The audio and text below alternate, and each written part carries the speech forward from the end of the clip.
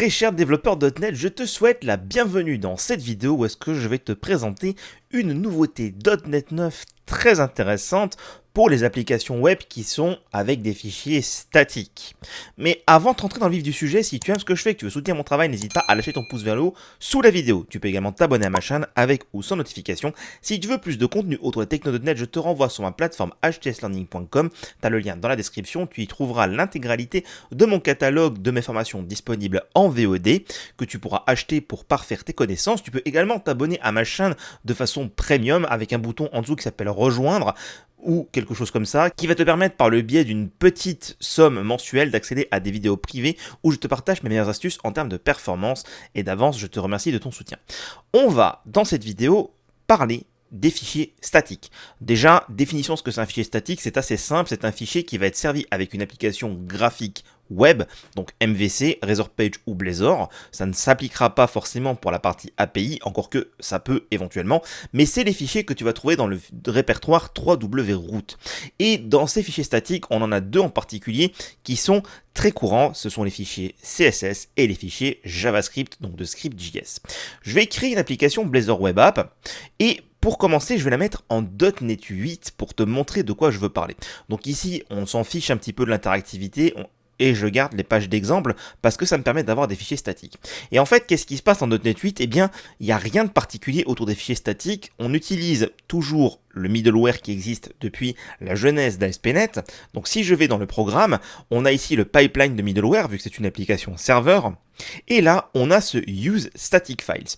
Ce middleware, qu'est-ce qu'il fait simplement ? C'est que quand il va récupérer une requête en entrée, qui va demander un fichier statique, donc qui se trouverait dans le 3W-Root, par exemple, imaginons qu'il veut le bootstrap.min.css, il va simplement aller le lire et le renvoyer. Donc ça marche depuis très longtemps. Par contre, c'est un poil inefficace. Laisse-moi te montrer pourquoi. Je vais lancer l'application et on s'en fiche un petit peu de ce qu'elle fait parce qu'on va pas forcément naviguer. On va simplement remarquer et observer les flux réseau de l'application. Donc je vais ouvrir les DevTools. Donc ici, je suis sur l'onglet Network. Si j'actualise, notez que j'ai désactivé le cache pour le bien de cette démonstration, pour être sûr de récupérer chaque fois la bonne version du fichier. On peut voir ici que j'ai 163 kilos qui ont été transférés sur le réseau pour une taille de ressources de 163 kilooctets. Concrètement, ce que ça veut dire, c'est que le fichier sur le disque fait 163 kg et que ces 163 kg ont été transférés tel quel. Donc généralement, ce qu'on aime bien faire sur les applications avec les fichiers statiques, c'est mettre en place de la compression. Et donc ça, typiquement, vous allez le faire uniquement quand vous n'êtes pas en développement. Pourquoi ? Parce que la compression des réponses peut troubler les débuggers, notamment si vous faites du Blazor WebAssembly ou autre, et ça pourrait créer des éléments qui seraient incompréhensible pour le débugger et vous fournir une mauvaise expérience de débugage. Donc ici, le use response compression comme ceci, faites-le uniquement quand vous n'êtes pas en développement. Et donc forcément, si on utilise un middleware, il faut dans les services ajouter le response compression comme ceci, donc les services liés à la compression de la réponse. On a également la possibilité ici de passer, on peut le voir, des options. Donc sur les options, par exemple, on peut rajouter des fournisseurs, on peut dire qu'on va exclure tel ou tel type de la compression et ainsi de suite. Moi, je vais laisser les options par défaut. Donc concrètement, qu'est-ce que j'ai fait ? J'ai simplement dit que j'ajoute la compression de la réponse et vu que ici j'ai mis uniquement pas en développement, ça c'est le code de production, je vais le passer également ici parce que vu que je lance mon application en debug pour le coup, on a quand même envie de voir ce que ça fait. Donc je fais la compression avant l'appel au fichier statique. Lançons l'application cette fois-ci et observons la différence. Donc j'ouvre à nouveau les DevTools, j'actualise et là remarquez la différence. Comme vous pouvez le voir ici, il n'y a pas 163 kilooctets qui ont été transférés, mais 36,7 kilooctets. Pourquoi ? Eh bien, si je clique dessus, je vais avoir la réponse. Donc, notez ici que j'ai scopé mes Network DevTools à CSS. En fait, si je clique ici, comme on peut le voir, ça a été transformé avec le système de compression Brotli, qui est probablement le plus efficace aujourd'hui. Mais concrètement, par contre, ce que ça veut dire aussi, c'est que c'est le middleware use response compression qui va dynamiquement compresser ma requête HTTP, enfin la réponse tout du moins. Donc ça veut dire concrètement que j'ai une requête entrante qui me dit je veux le fichier bootstrap.min.css. Je passe donc dans mes middleware et le premier c'est la compression de la réponse. Ce qui veut dire que quand le static file va répondre et qui va retourner dans l'autre sens de la partie middleware, le response compression va remarquer que effectivement cet élément peut être compressé et va donc à la volée, en mémoire, durant l'exécution, compresser le fichier pour envoyer un fichier .br. Et il le fait plus ou moins bien, c'est-à-dire qu'on peut tout à fait configurer la façon dont la compression se fait. Là, elle est en mode optimal, mais on peut également le mettre en mode le plus rapide possible ou en mode le fichier le plus petit possible. On peut tout à fait configurer ça. Je te laisserai regarder la doc si ça t'intéresse. Je mettrai d'ailleurs le lien sous la vidéo pour ceux que ça intéresse, qui sont encore en .NET 8 et qui ne pourront pas passer en .NET 9 vu que ce n'est pas une LTS malheureusement. Donc ça, c'est ce qu'on a depuis .NET, ça fait un moment d'ailleurs, je crois que c'est 3.1, on a ça. Encore une fois, la compression, je vous recommande uniquement de la mettre en production parce que ça peut troubler les débuggers. Maintenant, passons en .NET 9. Donc je vais changer mon projet et je vais passer en .NET 9, tout simplement. Alors, ce code-là, comme on le voit, si je recompile en .NET 9, pas de problème, ça passe. Par contre, la response compression va s'appliquer pour absolument tous les éléments. Sauf que moi, ce qui m'intéresse dans le cas présent, c'est de compresser mes fichiers qui sont des fichiers statiques, les fichiers CSS et les fichiers JavaScript. Donc je vais simplement supprimer ce que j'ai rajouté avant, donc on retrouve une application Blazor classique, et au lieu d'utiliser le useStaticFile, je vais utiliser map static asset. En fait, c'est le même middleware qu'avant, sauf que il a également on va dire un point d'entrée dans le process de compilation et plus précisément le process de publication. Comme je te le disais juste avant, si tu compresses la réponse, ça peut des fois troubler les débuggers.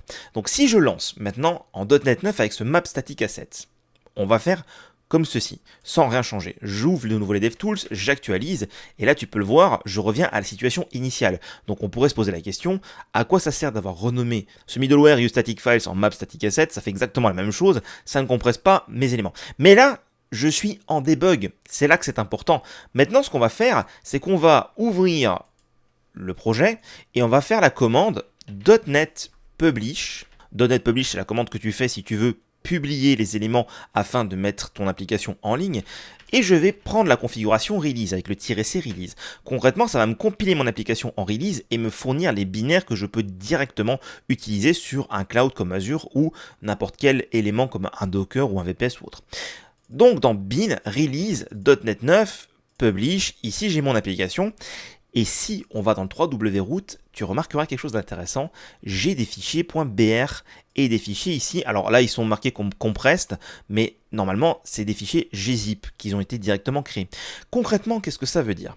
Eh bien, c'est pareil pour tout. Tu remarqueras ici, j'ai exactement la même chose. Eh bien, ça veut dire une chose très intéressante. Ça veut dire que maintenant, en .NET 9, avec ce map static asset, non seulement tu gardes le comportement d'avant et tu as le comportement qu'il faut avoir en debug, mais quand tu décides de publier ton application, automatiquement, les fichiers statiques seront compressés et ils sont compressés au moment de la compilation et non pas au moment de l'exécution. Là où avec le useResponseCache, ça compressait au moment de traitement de ta requête, maintenant, c'est directement au process de compilation. Ce qui veut dire que si je vais ici, que je lance un terminal et que je fais .NET Blazor app.dll pour l'exécuter localement, je vais sur localhost 5000, j'ouvre encore une fois les DevTools, j'actualise, regarde ici, le bootstrapmin.css c'est directement le .br qui a été transféré, donc c'est-à-dire ce fichier celui-là. Et la différence, tu remarqueras, c'est que vu que ça se passe au moment de la compilation, on peut prendre le parti de dire je veux le fichier le plus petit possible, qui forcément implique que le temps de compression sera plus élevé. Mais vu que c'est au moment de la compilation, c'était pas aussi dérangeant que quand ça se passe à l'exécution. Là où il faut essayer de trouver un compromis entre petit fichier et vitesse d'exécution.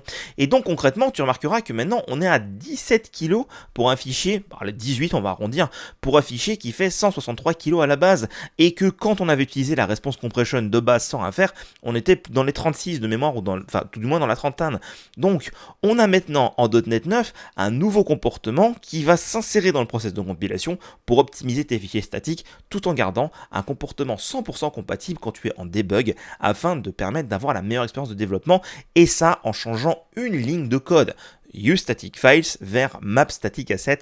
Je trouve ça assez sympa. Pour moi, il manque encore un tout petit truc à ce nouveau fonctionnement-là, c'est la possibilité de ne pas dépendre d'éléments qui sont externes. Avant, j'utilisais Gulp par exemple, maintenant j'utilise un CLI.NET, mais en tout cas c'est un élément qui est externe au framework et à ASP.NET, afin de minifier les fichiers et de les bundler, d'en faire un bundle ou de compiler de SCSS vers CSS. Parce que là, en l'occurrence, qu'est-ce que ça fait? Ça va simplement le compresser dans un fichier BR pour la compression du transfert réseau, mais ça ne va pas minifier mon fichier. C'est-à-dire que ici, si je retourne ici, j'ai un app.css, je n'ai pas un app.min.css qui a été créé. Ça manque un petit peu. Je pense qu'un jour ça va arriver, c'est-à-dire qu'on aura automatiquement la minification avant la compression, parce que là on a déjà fait un sacré pas en avant.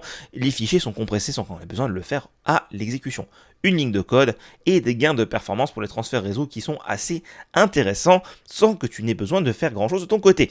J'espère que cette vidéo t'a plu. N'oublie pas, si tu aimes bien et que tu veux soutenir mon travail, encore une fois, de laisser ton pouce bleu sous les vidéos. Tu restes libre de t'abonner ou non. Je te renvoie vers ma plateforme HTS Learning pour plus de contenu. Et dans tous les cas, je te dis à très bientôt pour une prochaine vidéo autour des techno.net.